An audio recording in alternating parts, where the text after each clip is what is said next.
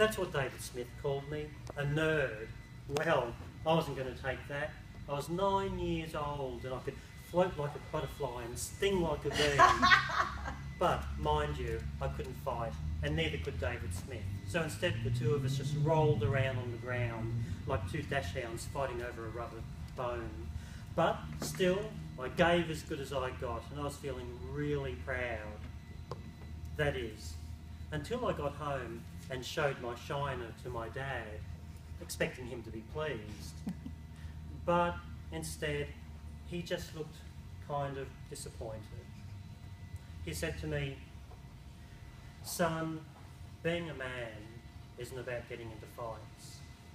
It's about being a role model and leaving footsteps for others to follow."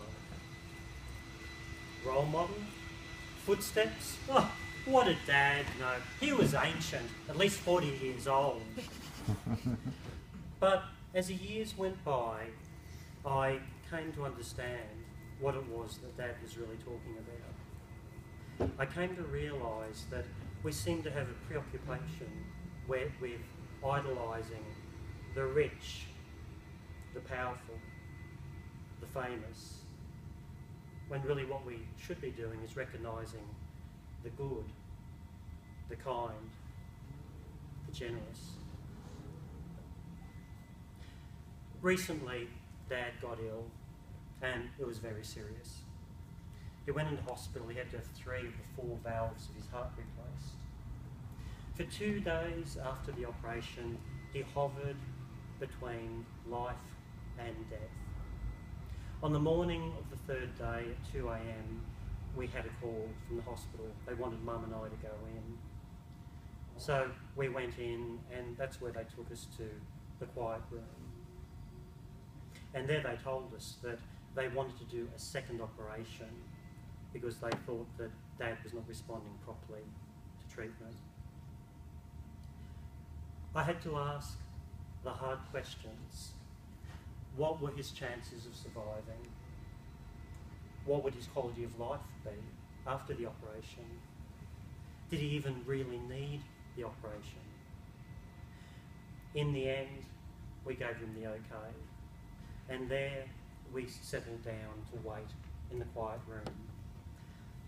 Fellow Toastmasters and friends, that was the longest night of my life. Sitting in that quiet room, I remembered what it was like when I was a kid. I remembered when I used to go running around the backyard throwing a ball around. My dad would be there catching it and throwing it back. I remembered when I wanted to play board games, Dad would be there rolling the dice. And when I wanted to build a spaceship that would take me to the moon, Dad would be there helping me build it, even though it didn't take me quite all the way to the moon.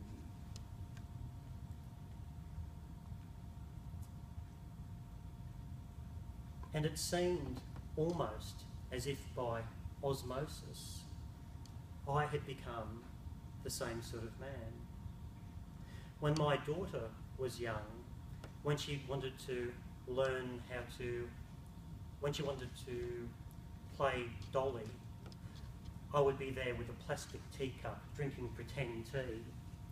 When she wanted to fly a kite, I'd be there holding it high on the hill. And when she wanted to learn how to ride a bike, I'd be there holding her steady and setting her off on her way. Sitting in that quiet room on that long, long night. I remembered too that I'd gone to a school reunion a few years previously, and there I'd bumped into David Smith, the kid that I'd had that fight with all those years ago.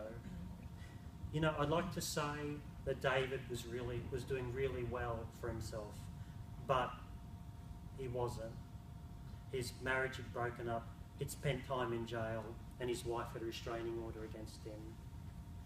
When I asked him what had happened, he said that history had a way of repeating itself. He said that exactly the same thing had happened to his father when he was a kid. And David said laughingly that he had just simply followed in his father's footsteps. And I realised that I had followed in my father's footsteps too. I realised that all of us have role models that lead the way and leave a trail of footsteps for us to follow. And we, in turn, are role models, leaving footsteps for others to follow. Sitting in that quiet room, I wondered, what would my life have been like if Dad had not been there to catch that ball when I threw it? What would my life have been like if he had not been there throwing those dice? What would my life have been like if he had not been there helping me build that spaceship of imagination? Where would I be if Dad had not been good and generous and kind?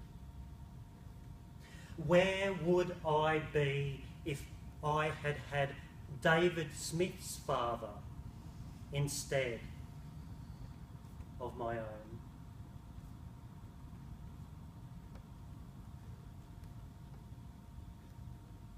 As light filtered through the window of that quiet room, I heard footsteps in the hallway. The door eased open and the doctor came in and sat down with Mum and I, and then he gave us the news.